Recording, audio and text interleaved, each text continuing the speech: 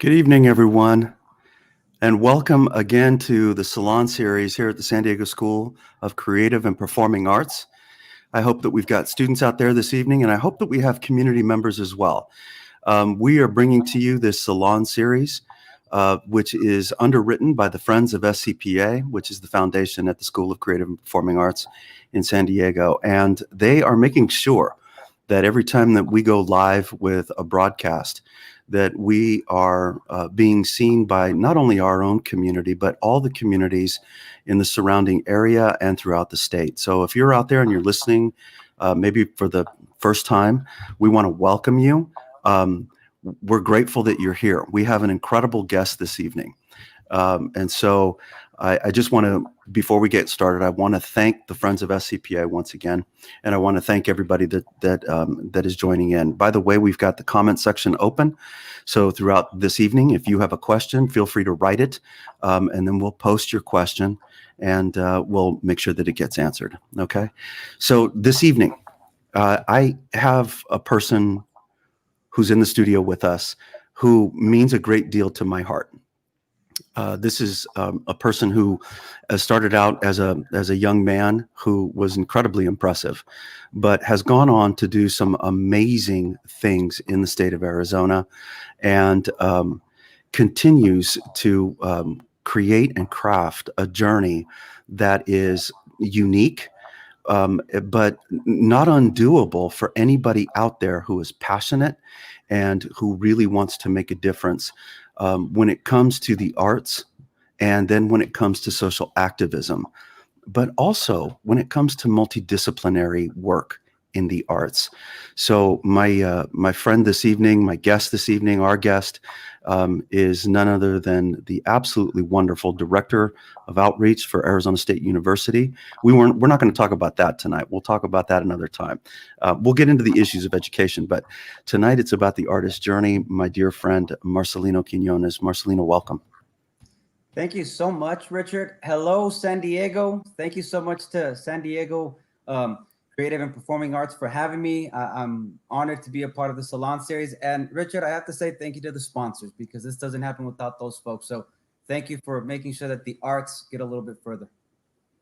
Absolutely, man. And our Friends of SCPA is an incredible organization. You would love them. So Marcelino, just to start out, give us a little bit of your background. Give us a little bit about your creative journey, because I know that it started early for you, and there were a number of different challenges that came your way. And I think our audience would love to hear a little bit about that background. Great. So I was born in Durango, Mexico. And when I was 5 years old, my mother got tired of waiting for my dad. So she said, Goyo, we're all going up north. We're all going to the States. And so we ended up migrating to San Jose, California. I did not learn how to read until the fourth grade, when Mr. Bernstein called me out, and I realized for the first time in my entire life that I was a fourth grader who did not know how to read. Since then, I've developed an incredible passion to read. I read every single day, and that really begins to form my abilities. In 1997, we moved to Phoenix, Arizona. I went to a magnet school focused in theater called South Mountain High School, and I became the first person in my entire family to attend post-secondary education. I became a theater major at Arizona State University, where I was able to develop a lot of my abilities, my talents, my insight, and also being completely aware of what was going on politically and socially. It awoke in me a need to use my talents and my abilities to create social change. I'll take you to 2006. I was a student at Arizona State University, and you and I were doing a play called Voices of Valor.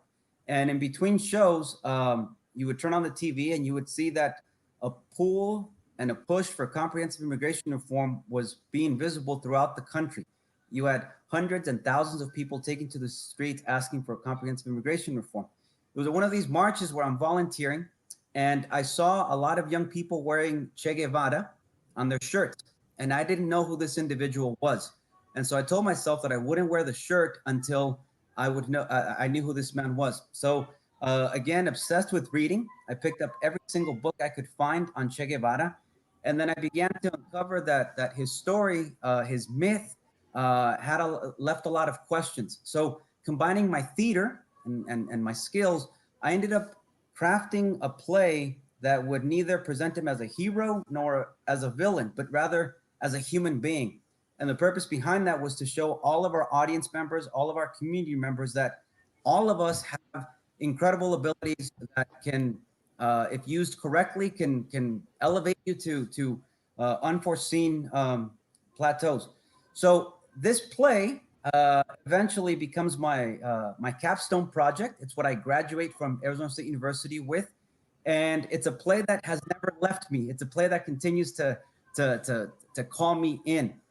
Eventually, this play gets published, and it gets published in this book, which is an anthology of Latina and Latino stories on stage. I'm the youngest playwright featured here, and here it is. So I like to show it only because I start the story by telling you that I was a fourth grader who didn't know how to read. And Richard, you know this because you were the first person to direct this show. So when we talk about the history of the play, it's right here, and your name appears as the original director of this production. Eventually, it gets put on stage again and again. It received a wonderful reception in 2016, which is the last time that I did it. I've since then been able to travel to Cuba. I've sat with Che Guevara's wife. I've given her a copy of my play. I gave her a copy of the T-shirt that we wore. We made T-shirts with that image. That's me as Che Guevara. And the purpose behind that is to show how we can deconstruct myths, and eventually anything and everything can become a myth. So I really wanted to show people who this individual was. I've served as a teaching artist, as an adjunct professor, always pushing the arts. In 2011, I went back to ASU and I earned my master's in theater performance. And then to your point, I've often tried to utilize the skills and the talents that I've developed as an artist to create social change. So to advocate, to encourage others, to host events. The last production that I did was in 2018, and I also wrote that play, but I wrote it with some help. And that help happens to be the former Attorney General of Arizona, Mr. Grant Woods, who was Senator McCain's first chief of staff. So Grant and I wrote a play called Dear Senator. And the purpose of that play was to show how you can have individuals from completely polar opposite political views who can come together and still engage in dialogue as a way to create meaningful change. So if you look at my trajectory, it's all involved in community, it's all involved in the arts, it's all involved in education, and asking our audience members to dream and to question. Man, you just unloaded a bunch of incredible information, and we're gonna unpack some of the stuff that you just talked about, because there's so many things that I know that our students, our families, our community would love to hear a little bit more about. You know, as an art school, students come in, they audition to get into most art schools across the country, and then most students are asked to sort of focus in on a particular discipline, because most goals of art schools, or most visions, have to do with reaching the post-secondary in your art form, right? And it's competitive. So you want to make sure that you've had the right scope and sequence, you've had the right exposure, the right training, that kind of thing. But so many students come in and say, I like more than one thing. I like doing more than one thing. So Marcelino, at what point was the writer in you, can you remember that moment when it just hit and it sparked, and you knew that was a journey that you needed to take? I remember the exact moment. The original intention for my play for Che Guevara was to have somebody else write it. And then I began to listen to the voice in my head, and I began to imagine what that individual would write. And it didn't sound like me. So I needed my voice to come across. And I went to my journals. I've been carrying moleskins. They look like this. I've been carrying moleskins since 2007. And so I went back to my journal and I began to craft the play. And I began to ask myself more questions. And eventually habit and practice, I ended up having a play before me that was developed. Now, Richard, that doesn't just happen, right? It requires craft, it requires discipline, it requires consistency, and it also requires some forgiveness, because not every monologue that I write, not every dialogue that I write is going to be perfect. So I had to open myself up to this idea that it didn't have to be perfect. I just had to stay at it, and I just had to keep going back to it. So to all of those young people who are watching this, go after it. Go after it.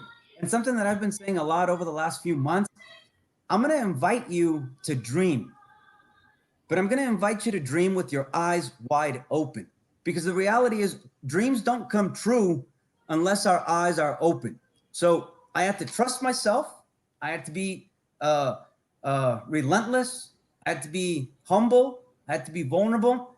And then little by little, those abilities begin to develop, to grow, and then eventually they get published. It's pretty cool. That's awesome, man. So if a young kid is out there and they're listening right now and they're saying, I have these ideas too. How do I get started? How do I even begin? What would you give as advice to just get started? Take out your pen, take out your journal, and just begin to write. Just begin to write those stories. Begin to write those songs. Begin to write those monologues that you have.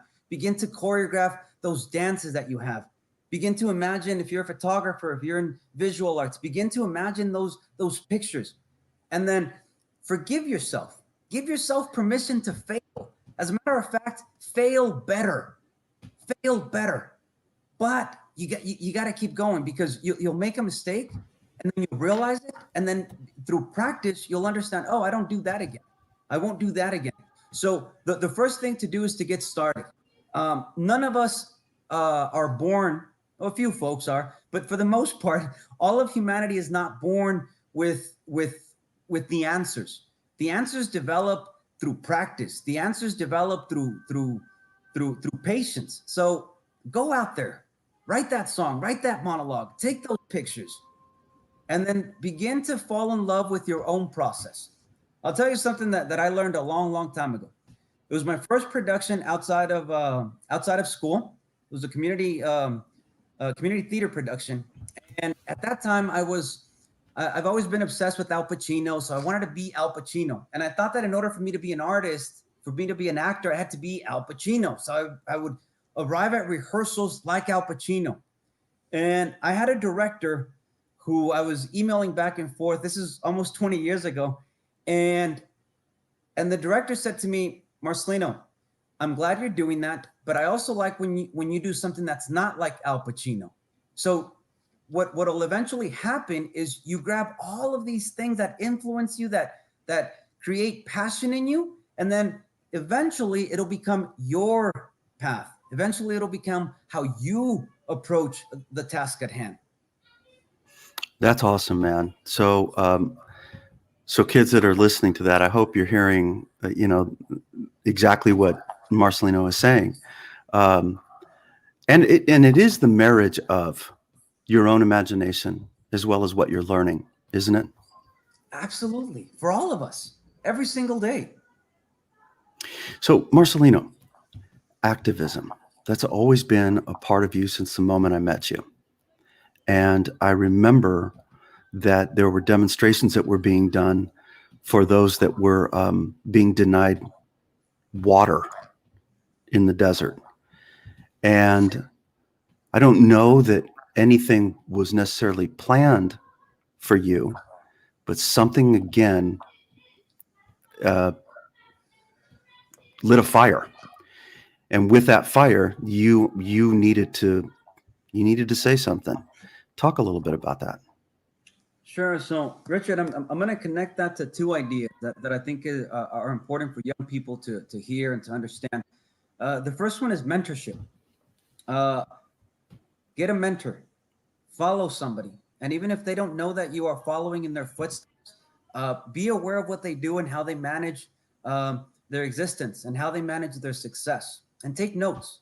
And if you're blessed enough to be able to approach them and request their mentorship, chances are they're going to say yes. And part of that is because a lot of folks, and this goes back to the activism question, but I'm going to marry these two ideas. Um, a lot of folks, once they achieve some sort of success, some sort of peace, they understand how fortunate they are. They understand how much power they have. And so with that in mind, I'm reminded of something from Spider-Man, which is, with great power comes great responsibility. And so those folks that have already achieved some sort of success, they understand that their responsibility now is to create the next generation of individuals that will continue that work. And so directly to that question, you, as you know, have been a mentor of mine for a number of years. And you really set the path for a lot of artists here in Arizona to continue with their craft. Another one of those individuals, a good friend of ours, James Garcia, who is a playwright and a journalist. And he started this event called A Day Without Water, which was to recognize the number of individuals that have died crossing the Arizona border as a result of not having water. And so in 2003, James was bombarded with requests and tasks and plays. And he saw the same thing that you saw, which was this light in me to try to create some equity, to try to shine some light on the oppression of others. So he asked me if I would coordinate the entire event. And I'm a young kid who doesn't know left from right, but I took it on. And I ended up coordinating artists from all over Arizona to come together in October to dedicate their art that day for the memory of the immigrants who have died. And then, of course, the other thing you learn is collaboration and the importance of inviting others to the table. And so in addition to artists, we also had some nonprofit organizations, among them No More Deaths, which is an organization here in Arizona that dedicates itself to helping prevent the death of immigrants crossing the border. So I brought in artists, I brought in these non-for-profits, and then we had a celebration and we built community. And actually, Richard, that goes to the third point. For me, art is about building community, because you're asking a number of individuals with distinct backgrounds and views and ideologies to come together to experience humanity. And so that's what happened. But the lesson there is I was afraid.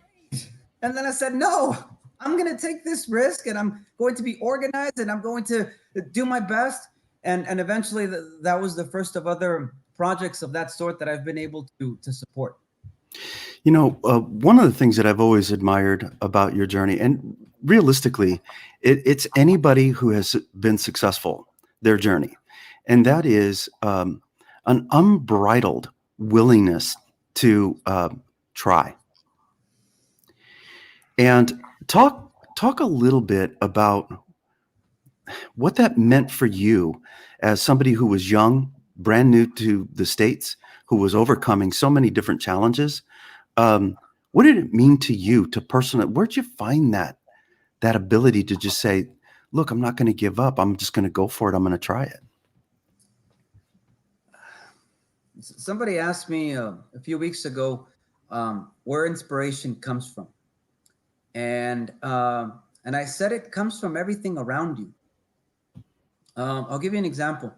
If you're having a difficult day and you're at odds with yourself and you don't know what you're going to do, I tell people to just pause, take a breath, and then look in front of themselves. And there's something there that you're going to be grateful for. For example, right now, I'm really grateful for this cup of coffee that I can enjoy. And that allows me to then reflect on individuals who might not have a cup of coffee or in front of them. From there, you start going to other things, right? So I have this cup of coffee. Richard, I've shown this image. I've been Che Guevara on stage. I've been in Che Guevara's home.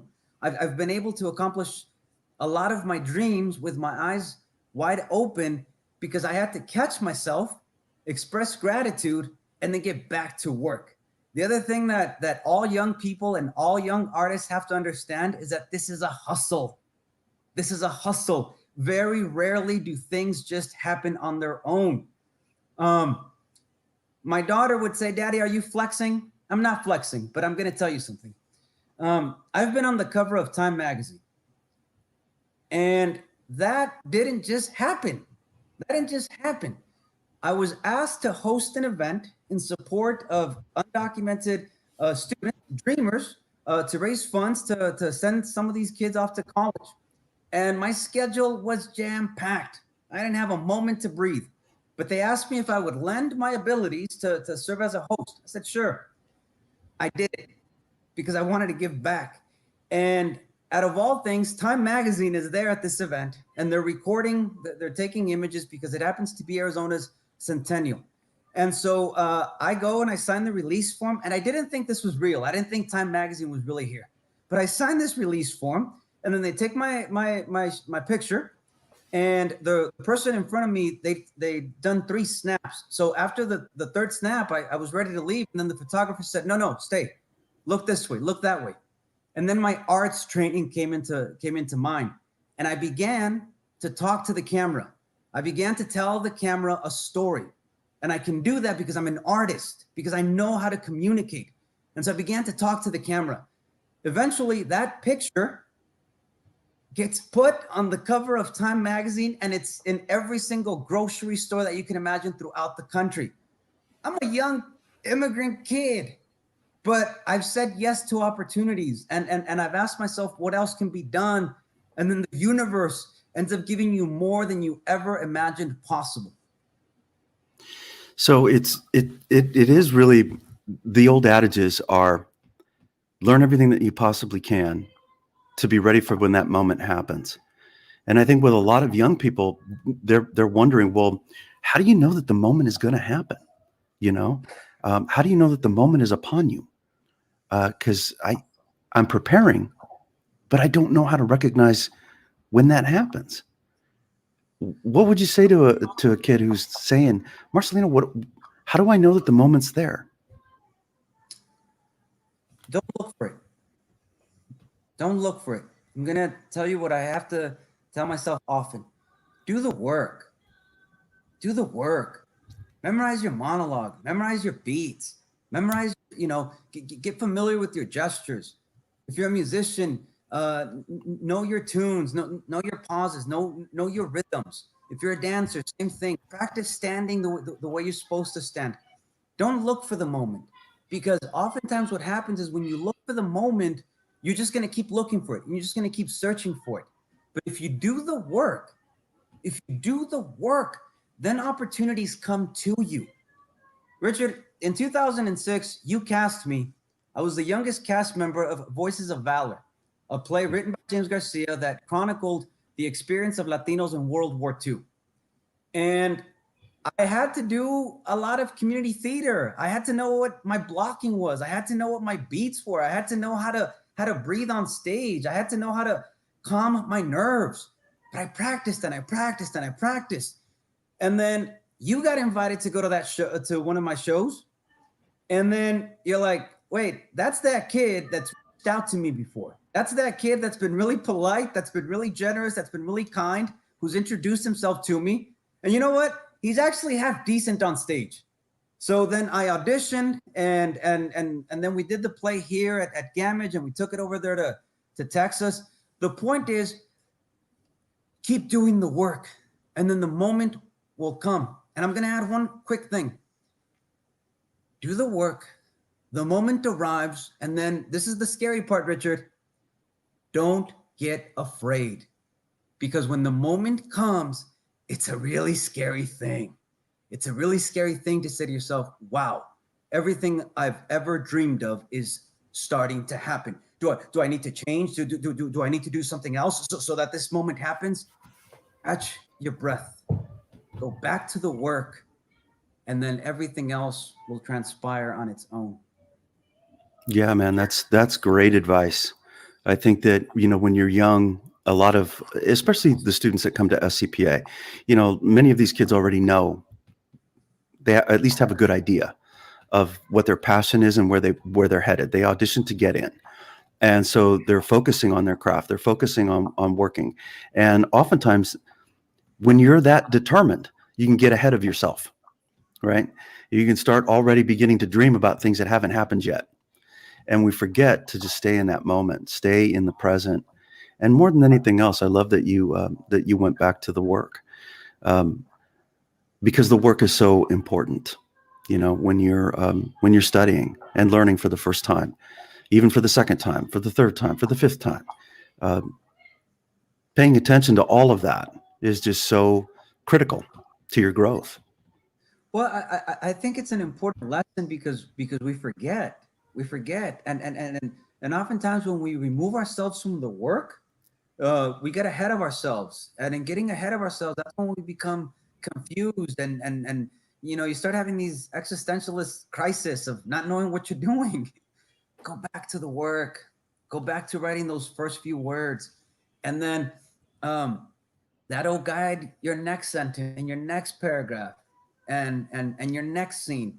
But go back to the work. It's always important to, to breathe it out. So let's turn it to some issues that I know a lot of kids are thinking about. We've had social unrest over the summer, major social unrest, and it has forced conversations that we've had time and time again in this country. It seems like we can't seem to learn from the past. We're doomed to repeat it, so we keep repeating it. We're back in this moment where we need to have a call to action. You as an artist and as an administrator, where are you at with this moment and this particular call to action? So one of my favorite quotes is by Mark Twain, who says, "History doesn't repeat itself, but it rhymes." So keep that in mind. History rhymes. But then the other thing I'll say, and especially to young people, is I'll remind you of one of President Obama's favorite quotes, which is, "The moral arc of the universe is long, but it bends towards justice." And then specifically for young people, Richard, young people give me so much hope. Young people give me so much hope because they understand equity. They understand fairness. This new generation that's coming before us, that's going to lead us, that's already leading us. They don't have to be told that Black Lives Matter, that love is love is love is love is love is love, that gender equity with regards to pay needs to be an issue. This generation gets it, and they go out there and they preach it. But you know what? I take that back. They don't preach it. They practice it. So this future generation, this current generation that's up and coming, they give me a lot of hope because we see it. We see the way they communicate. We see the way they behave. The other day, my daughter, she's 11, and so growing up not knowing how to read, one of the things that I always needed to make sure my daughter knew how to do was to read. So I got her these books. I said, "Mia, you have to read these books." And the other day she walks in here and she's like, "Daddy, I'm not going to read these books because I don't like this person's views on such and such and such." Richard, it's like, "What? You're 11 years old. What?"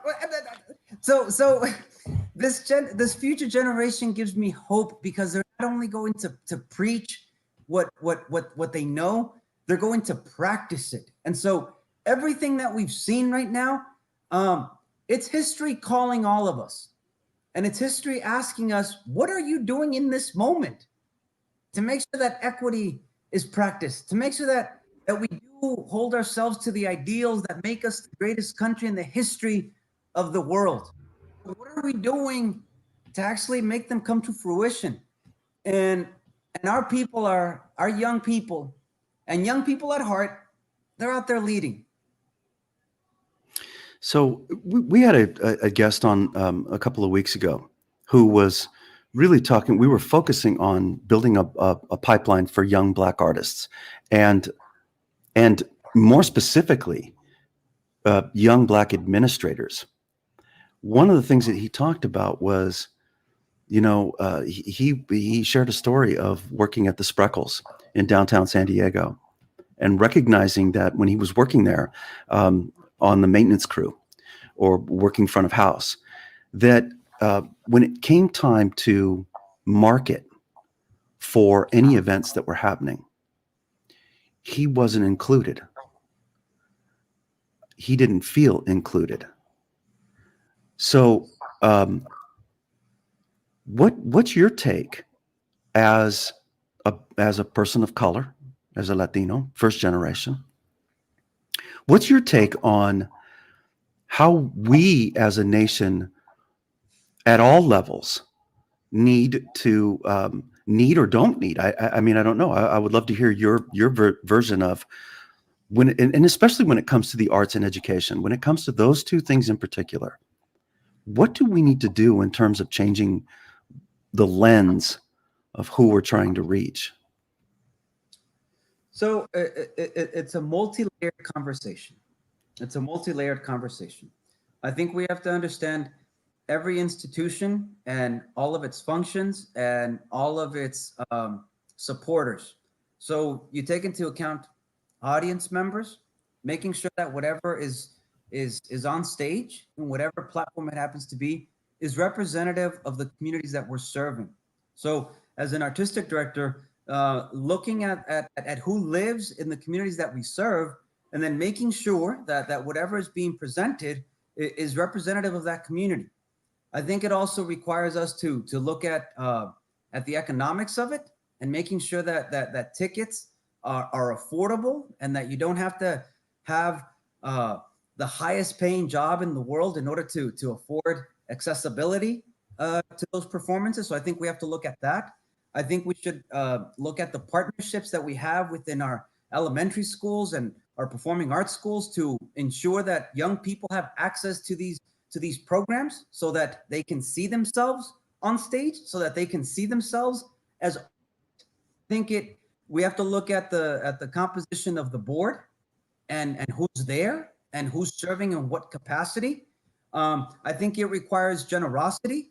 I served on the Arizona Opera Board of Directors, and that happened because the Arizona Board wanted to make sure that there was various voices in the room, and so somebody invited me, somebody sponsored me, and somebody made me sit at the table so that I could share my input. So we look at whatever's going on stage. We look at our board members.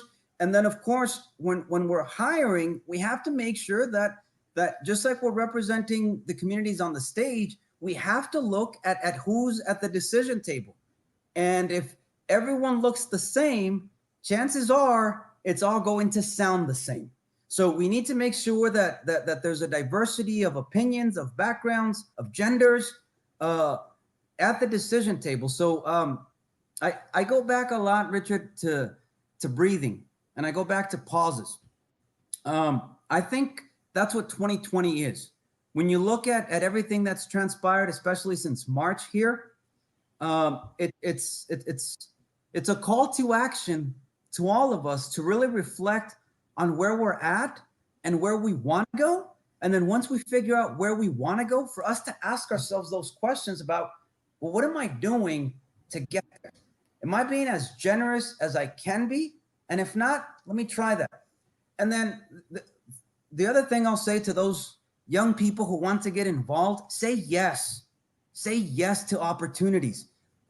Your resume is not going to get built up overnight.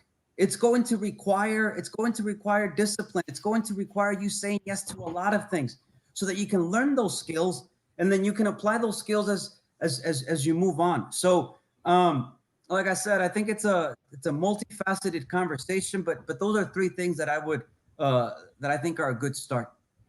I think you're so right. I think in this particular moment, it is an opportunity to pause and reflect. And the thing that I keep having conversations about with lots of people, especially in our community, if we don't return better, then we've lost the opportunity, right? We've lost the opportunity because there's an incredible opportunity here. It's so easy for people to get depressed. It's so easy for folks to feel anxietal, to feel to start going down that pathway of the darkness, because that darkness has thrust itself upon us in this moment. But I really think that we need to take to heart how we're going to make changes and how we're going to adjust. And that leads me to another thing. So you've got a kid who's in an acting class, they're in a music class, they're in their courses right now. And even if they're listening to the conversation tonight, they're saying, but I have no motivation. I don't feel motivated. I'm hearing you loud and clear. How do I get remotivated? We're in this moment of distance learning, right? I have this online learning platform. I don't get to be in the same classroom with my peers. I'm not in there with my teacher. I'm not getting the adjustments that I'm used to when I'm in a classroom. I'm not getting the attention. How do young people today in this moment say, I'm going to stay the course? Young people, San Diego, artists, creatives, you have to remember that it's always darkest before dawn. And you have to remember that out of any generation that this could have happened to, it's happening to you. And that goes back to the power that I told you that you already possess. And that goes back to what I told you about, I'm not worried about the future because you're already leading. So I'm gonna ask you to reflect on that. You're already leading. And I'm gonna remind you that it's always darkest before dawn. And then I'm gonna give you some hustle talk. While everyone is out there living in that dystopia and in that mentality, that's when you do it. That's when you take out your instrument and you strike those chords. That's when you take out your pen and you start writing those monologues. It's when no one is watching that the work really happens. So I'm going to remind you of that. It's when no one is watching that the work really happens. I showed you this play in public. Great. That work didn't happen when the lights were on. That work happened when no one was around, when it was just me and my moleskin and then eventually my computer. So I'm going to tell you that this is when you do the work. And then the other thing I'm going to tell you, when we come back fully immersed and we're back in seeing each other in our classes, that's when you get to show folks what you've been doing. And all of those folks that are staying asleep, that's when they're going to look at themselves and say, whoa, why didn't I do that? Why didn't I do that? And then the other thing is this, you never know who's looking at you. I want you to process that for a minute. You never know who's looking at you. And you never know who's gaining inspiration from you. You never know who's saying to themselves, that person did that? That person did that? I better do it. I better get to it. So I'm going to tell you this, you've got all the skills in the world. And you're the strongest we've ever been. But I'm going to remind you to hustle. Little by little. And don't try to conquer the world in one day. Give yourself some pause. Give yourself some patience. But ultimately, you got to be a hustler. You got to be a hustler so that when we come back, you're the one that's shining. That's great advice, man. That's really great advice. And I know that teachers across the country are working so hard, and teachers at SCPA, my goodness, I take my hat off to them. They are such a resilient group of folks. And yet each day they get into their courses, and I've watched them because I go in to observe with the administrative team. And I see the passion. I see the commitment. I see the desire. And then you see cameras turned off, right? Yeah. You're at the university level. Are folks experiencing that all across the board? The camera's off. Is someone engaged? Are they not engaged? Are they listening? We are. But I'll tell you something. They are listening. They are listening. I know it. I know it for a fact because oftentimes I'll get an email or I'll get a message from somebody who you don't think was listening to you. Richard, you and I are artists. We're actors. How many times have you and I both been on stage and we do a performance and it's absolutely dead silent, and then you happen to run into somebody after the fact and they say to you, hey, I saw you in that play. You did this, and then at this point you did that, and then when you jumped, my whole world exploded because I saw something I've never seen, and you look like me and you sound like me. And part of us, we say, wait, why didn't you do that when you were in the audience? Why didn't you jump? Why didn't you clap? Why didn't you let me know that you were listening to me? So it requires a little bit of humility on all of our parts to take a step back, to breathe it out. But I know that folks are listening. And let me connect that idea to this.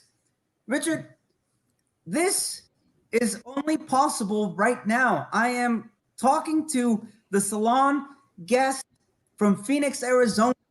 I'm having a wonderful time, and I'm looking forward to engaging with your students and your educators. But this is only possible because of 2020. This is only possible because of where we are living now. And so we have to look at the opposite, right? Look at what's been possible because of technology, because of innovation, because of human ingenuity, because of this belief that we're not going to crumble according to what's around us, that we're going to keep going. And you and your team and your educators, you got on the ball and you started thinking, well, how else can we make programming engaging? How else can we continue to support our students and our community and those that we serve? It's happening. It's happening. We don't always get patted on the back, but it's happening. And so if the students have their cameras off, it's happening at the university level as well. But I know they're listening. That is actually wonderful information. And I think that your example of the hushed audience is such a tangible one. We can't assume that folks are not engaged or folks are not listening. And especially when it comes to a student. I love that. I love that because I'm one of those proponents that I don't believe that a student's not engaged just because the camera's off. Yes, would I like the camera to be on? Sure. But does it have to be on? I don't know. I'm not convinced of that. I don't have an answer for that. I would just simply say that that's where the humility has to come in, and trust that what you're bringing to the table. And so many of these lessons that we're talking through tonight all really have to do with our theater education. When I look at it, fundamentally. Yeah. Before you get to the next question, let me give you this quick anecdote because I love Al Pacino, right? So Right. Al Pacino's getting interviewed by David Letterman, and they're having this conversation. And then Al Pacino says, so it's one night, he's doing a show and he's performing. And he said, I kept on getting energy from this side of the stage. I kept on getting energy from this side of the stage. And so after a while, I started to perform to that side of the stage because I kept on getting this energy and I could feel it. It was palpable. He said, after the show, I asked the house manager, hey, can you run over there and find out who's over there because I could feel that energy and I want to connect to them. So the house manager runs over. It was a service dog.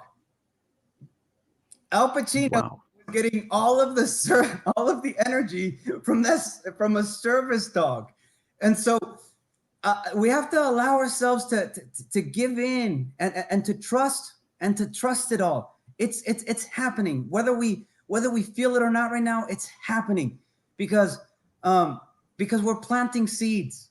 We're planting seeds, and eventually with discipline and consistency, with a little bit more water and a little bit more sunlight, they're going to grow. So, but it's happening. I love this conversation tonight because we are talking about so many different things. And I knew that we were going to have this kind of conversation where we were going to talk about the first generation, the immigrant, right? Mm-hmm. We were going to talk about literacy and whether or not you could read the English language at one point.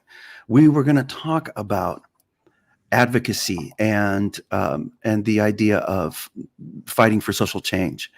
We were going to talk about theater, and we were going to talk about education and where we've got to go to. With one guest, which is pretty remarkable to me when I look at the whole thing. I'm Well, looking at it going, wow, man, that's Richard, remarkable. That's an incredible journey. Richard, I know based on my attire, I know based on the way I formulate my words, I know based on my tone that it might come across as, and that person's pretty like straight and that person's pretty coordinated. I'm an artist.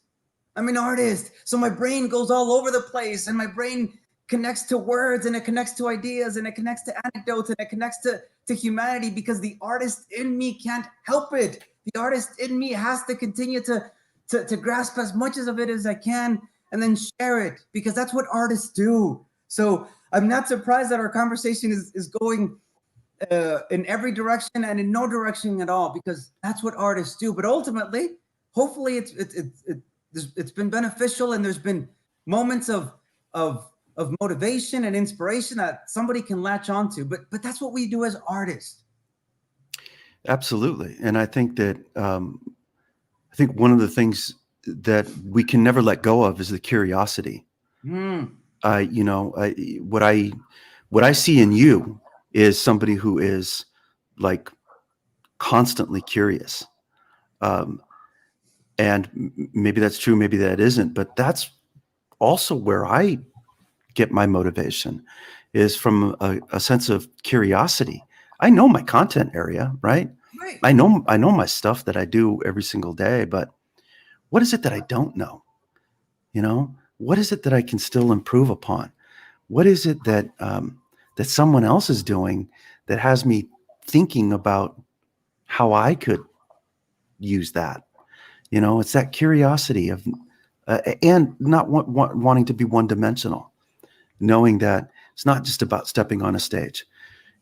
There's such a journey in that alone, right? And it's massive, but it's not enough. It's just one piece of it.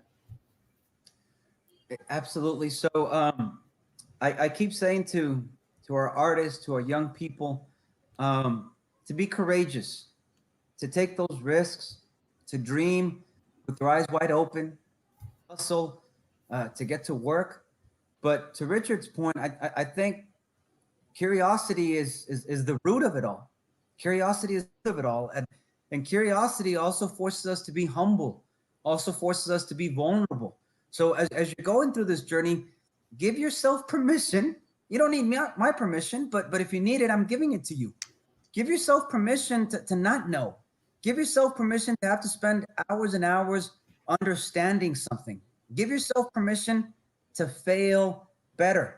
But curiosity is really at the root of it. It's what got me published.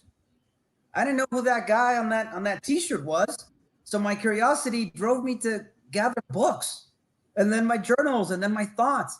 But I think curiosity is the root of anything and everything great.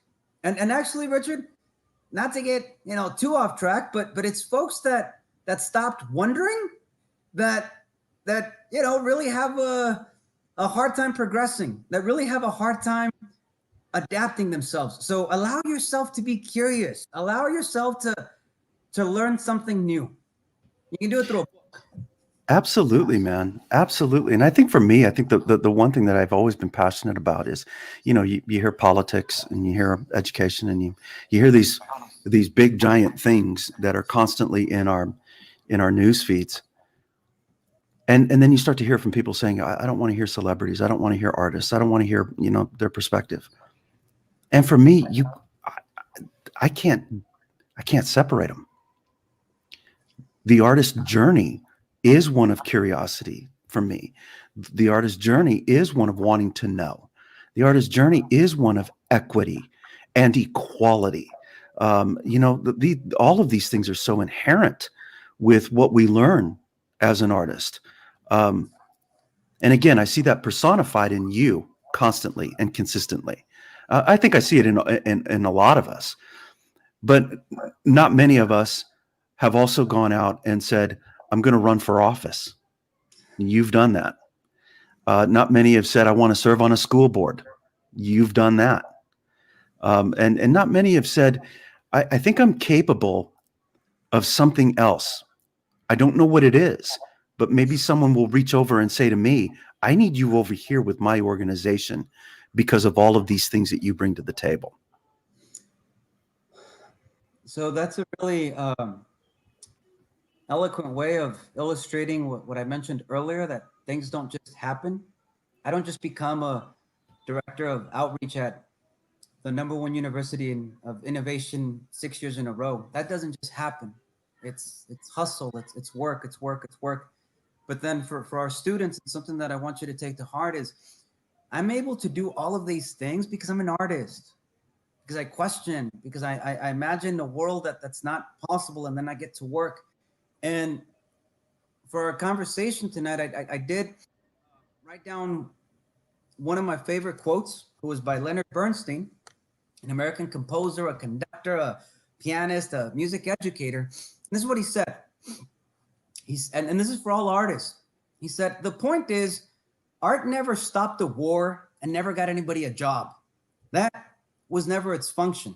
Art cannot change events, but it can change people. It can affect people so that they are changed, because people are changed by art, enriched, ennobled, encouraged. They then act in a way that may affect the course of events by the way they vote, they behave, and by the way they think. So, close quote. So for all young artists, every song you put out, every monologue you deliver, every scene you do, every painting you compose, every photograph you take, every dance you do, you're helping to change how people see the world. That's an incredible gift. That's an incredible gift that all artists have. So take it in and then continue to spread it, because that's really what makes it a little bit better. Most folks don't know this, but you do. Artists are the revolutionaries of hope. Artists are the revolutionaries of possibilities. Artists are the revolutionaries of tomorrow. Take that in, because it's all true. That's outstanding.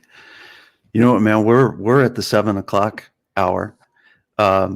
This has been one of the more fascinating interviews that we've done so far through the Salon series, and I think in part because it's been part interview, part discussion, and I think discussing things that need more discussion. You know, quite frankly, I think it was there was a guy who just recently, I don't want to name the broadcaster, but somebody just recently said, you know, the current moment is going to force a deeper conversation and a bigger question about education. And I thought, okay, finally, we're going to get to the place of let's have that discussion. Let's start talking about education. And I'm not talking about everybody's got to go out and get a degree. I'm just talking about being curious and learning and understanding, because there is a difference between truth and non-truths. And Yes. and I think that, you know, more than ever today, it takes a person's desire to be curious to figure out what those things are. And you know, Marcelino, I want to say, I want you to give everybody one last little bit, although that last little bit was absolutely perfect. But I want you to give the kids, especially that are sitting out there, that have so much to sort of process at this moment, because there's been so much content in this particular conversation and interview. Maybe a final thought or two that they can walk away with. I already know what it is. San Diego School of Creative and Performing Arts, the world is waiting for you. The world is waiting for you. Don't be selfish. Share it with us, because we're waiting for you. And we know you're going to take us to these really remarkable, beautiful, inspiring places. We're waiting for you. I think that is exactly where we bring tonight's Salon to a close. I want to thank our guest this evening, Mr. Marcelino Quinonez, for everything that he's brought to tonight's conversation. I want to also say that I'd like to bring him back again next spring, because I know that he's actually going to be going into some classrooms with our UCCI folks. Our UCCI courses in the language arts are all about using actually communicating core content through the lens of the arts, and specifically through social activism. So I know that our UCCI arts teachers, arts English teachers, are really excited about bringing Mr. Quinonez into the classroom, working with students on how those pieces can actually come together. He's been an example of that, obviously, through living his own career path, and I think that little bit of innovation is going to be really unique to the students next semester. And then I want to bring him back later in the spring and have a deeper conversation about what he discovered, social activism, and how much more we still need to do. So, Marcelino, thank you for spending the hour with us this evening, man. You are an absolute treasure. And I, for one, am absolutely humbled. So thank you. Thank you for having me. Big hugs to San Diego. We're waiting for you.